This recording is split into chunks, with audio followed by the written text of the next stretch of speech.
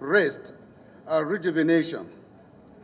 Now we are gathered again with renewed vigor and commitment to serve our beloved country, Nigeria, and our constituents. This new year, 2024, holds great significance in our democratic journey as a nation. It marks 25 years of unbroken democratic governance since 1999.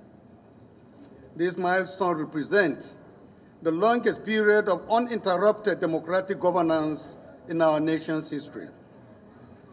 In these past 2.5 decades, the legislature has developed remarkably, asserting its independence and progressively holding the executive to account. The National Assembly has also enacted high-impact laws for the order and good governance of Nigeria, represented the interests of our constituencies by ensuring that their voices are heard in this hallowed chamber, and brought their travels and difficulties to the attention of the government. Dear honorable colleagues, I once again appreciate and commend each and every one of you for the remarkable work we accomplished in the first 6 months of this House. This was only possible through our collective commitment, dedication, unity of purpose, and patriotic zeal. I'm delighted by the positive feedback from our constituents and Nigerians. However, as we commend ourselves for the progress made so far, it is imperative that we do not become complacent or lower our standards. Instead, we must raise the bar even higher in the coming weeks and months. Honorable colleagues, I address you today not just as the Speaker of the House of Representatives, but as a concerned citizen, deeply troubled by the widespread insecurity that grieves our dear country. Indeed, Nigeria stands at a crucial juncture, facing formidable challenges that test our resolve, unity, and spirit. The threats of insurgency are severely testing the peace and stability of our dear country. The rise in kidnapping for ransom and the unsettling unrest and crises across all the 6 geopolitical grip of insecurity, a malaise that spreads its tentacles far and wide, sparing no one in its wake. Despite numerous security measures, this menace continues to thrive, mocking our efforts and challenging our resolve to build a cohesive, peaceful, and prosperous Nigeria. It is a stark reminder that the conventional approaches to security we have exposed for so long are no longer sufficient. The time has come to think out of the box and adopt new and contemporary strategies that better respond to the complexities of our current challenges. To our patriotic and brave security forces, while commending your heroism and sacrifice, the time has come for you to review your approaches and strategies, innovate and adapt. The enemy evolves, and so must we. I challenge you to rise to this occasion to demonstrate the indomitable spirit for which you are known, and to do more in safeguarding the lives and properties of our people. In these trying times, President Bola Ahmed Tinubu, GCFR, has exhibited exemplary leadership and a proactive approach. His recent interventions and directives for more action by security agencies are timely and reflective of his deep-seated resolve to restore peace and order. Indeed, the time has come for the President to demand greater performance and accountability from our service chiefs and all security and enforcement agencies. I implore the President not to shy away from making the tough decisions. If necessary, we must not hesitate to enact changes within our security apparatus for the cause of inaction if inaction is far too great to bear. In light of these challenges, I propose convening a National Legislative Security Summit. This summit will serve as a crucible for ideas where stakeholders from diverse sectors, security, traditional and religious institutions, academia, civil society, and more will forge enduring solutions to our security woes. It is time to harness our collective expertise to break the silos that have hindered our progress and to chart a new course towards peace and stability. This aligns with our constitutional mandate as Parliament to enact laws that strengthen our security framework, allocate resources wisely, and provide the oversight necessary to ensure our strategies are well-intentioned, effective, and accountable. In addition, as a matter of urgent national importance, I charge all the relevant security-based committees of this House to engage with their security chiefs on some of the most immediate measures and resources needed to improve security across the country. Honorable colleagues, on the economic front, our country continues to grapple with numerous hurdles that impede our growth trajectory. Inflation, unemployment, and infrastructural deficits are issues that touch the core of our people's lives. The continuous depreciation of the Naira has far-reaching consequences, given that Nigeria relies heavily on imports for many essential items, including fuel and machinery. Yet, amidst these challenges, there are signs of resilience and potentials. The President's economic policies aim at revitalizing key sectors, promoting sustainable growth, and fostering inclusive development are steps in the right direction. We in the legislature must align our efforts with the executive to ensure that these initiatives are effectively implemented and yield tangible results for every Nigerian. I would like to thank all members for their dedication and commitment during the deliberations on the 2024 budget of renewed hope.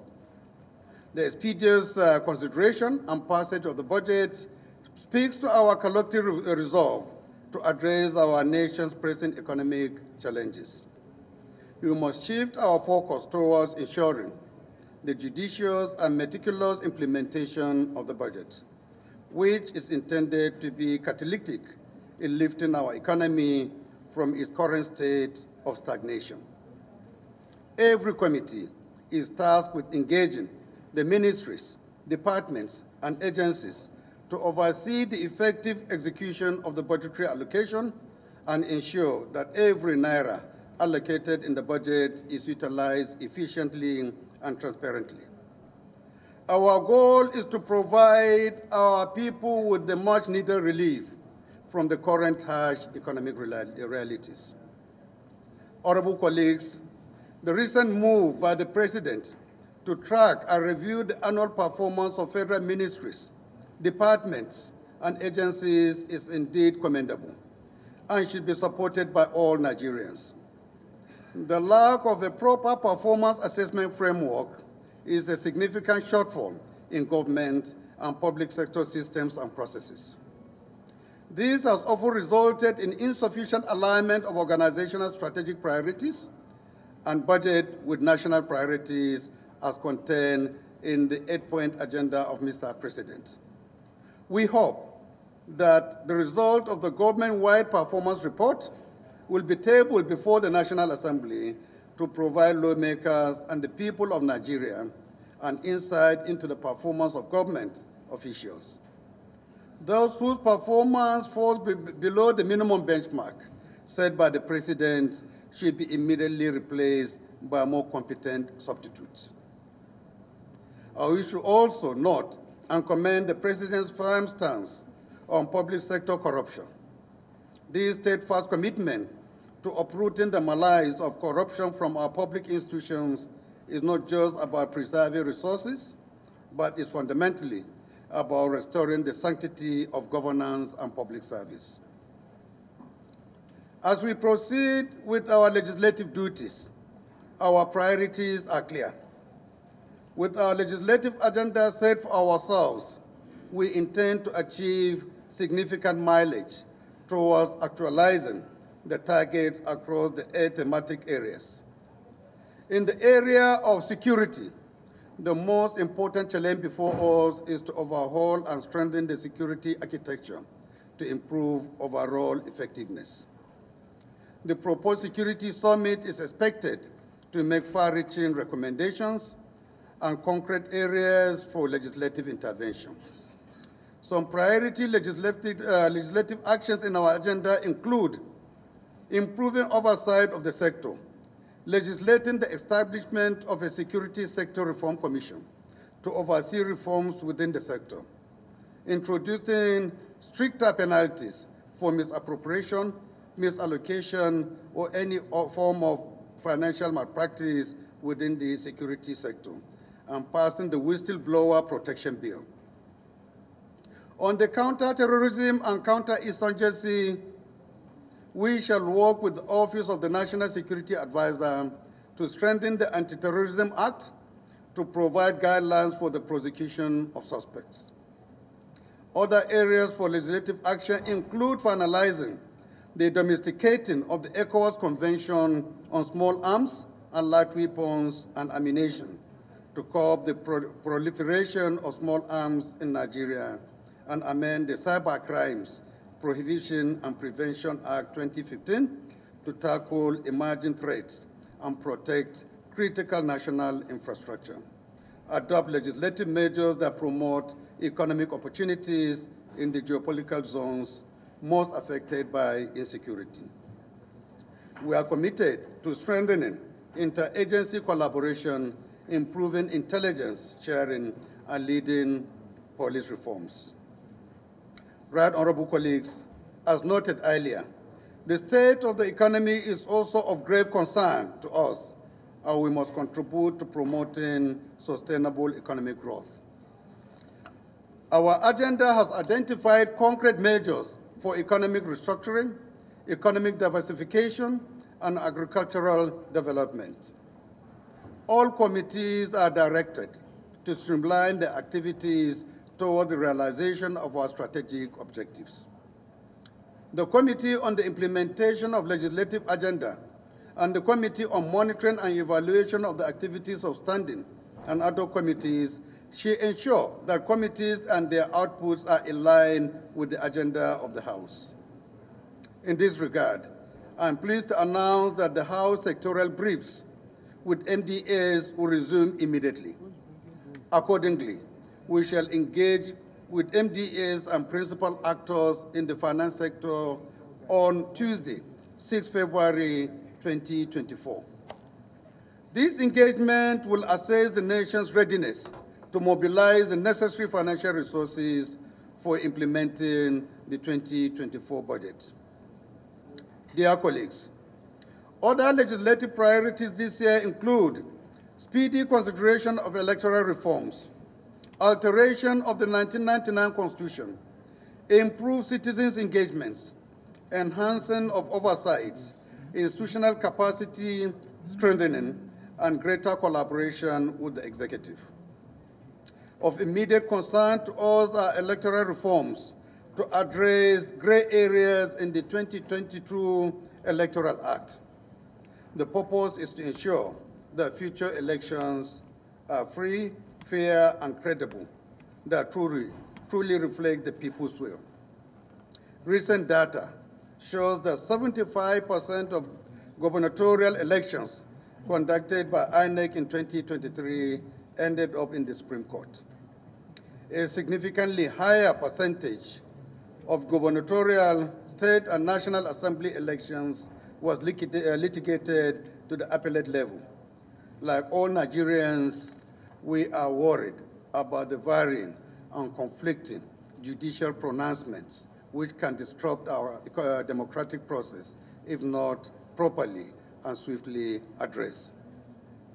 For this reason, the House will constitute a special technical committee with members drawn from the Committee on Electoral Matters, experts, academics, and other stakeholders.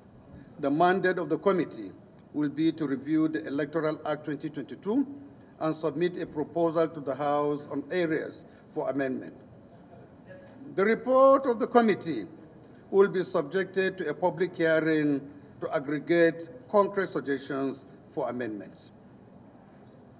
In the area of constitutional alterations, our agenda identifies key areas of interest for the House, including streamlining the procedure for constitutional alteration by enacting a constitutional alteration procedure law to provide a timeline for the passage of the constitution alteration bills by National Assembly and adoption by state houses of assembly. We remain committed to continuing consultation towards assigning constitutional roles for traditional institutions, local government reform, and statutory measures that promote women's representation in elective and appointive positions. Honorable colleagues, the 10th House is aptly called the People's House. As such, we recognize that improved citizens' engagement is vital for fostering a participatory democracy. Therefore, we will enhance avenues for citizens to engage with the legislative process actively, provide input on policy decisions, and hold their representatives more accountable.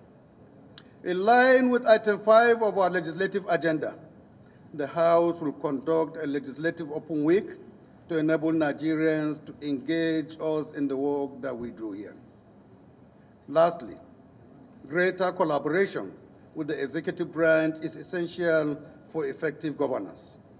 While recognizing the independence of our respective arms of government, we must continue to foster constructive engagements and cooperation in advancing national development goals. Honorable colleagues, as your Speaker, I'm fully aware of the profound responsibility on this title. Our nation, Nigeria, is a tapestry of diverse cultures, opinions, and aspirations. It is the embodiment of potential and promise, and it is our sacred duty to nurture this potential into progress, unity, and prosperity. Leadership, especially in such a dynamic and diverse country, demands wisdom, strength, fairness, and impartiality. I want to assure each and every one of you, my esteemed colleagues, that my commitment to leadership is anchored in these principles. My decisions, actions, and guidance will be driven not by personal bias or preference, but by an unwavering commitment to what is just and right for every Nigerian. This House is the bedrock of our democracy, and the decisions we make within these walls echo beyond them. Shaping the lives of millions, we are therefore tasked with a noble and daunting responsibility. As your Speaker, I promise to navigate this journey with a compass that points unwaveringly towards justice, equity, and the collective good. The challenges we face as a nation are neither few nor trivial, but I am resolute in my belief that we can confront these challenges head-on with clear minds and unshakable resolve. We will deliberate, not with the intent to argue, but with the determination to understand and to find common ground. We will legislate, not for the moment, but for the future, crafting laws that will build a stronger, more inclusive, and prosperous Nigeria. In this endeavor, I seek not just your cooperation, but your partnership. Together, let us be architects of a future that generations will look back upon with pride. Let us be the bearers of hope, the purveyors of justice, and the guardians of democracy. Let us work together, not as individual members of different political parties, but as a united entity with a shared vision and a common goal, a stronger, more united Nigeria. Our people expect this from us, and history will judge us by how well we meet these expectations. Welcome back, honorable colleagues, and I wish us every success in the service of the fatherland. Thank you. May God bless the Federal Republic of Nigeria.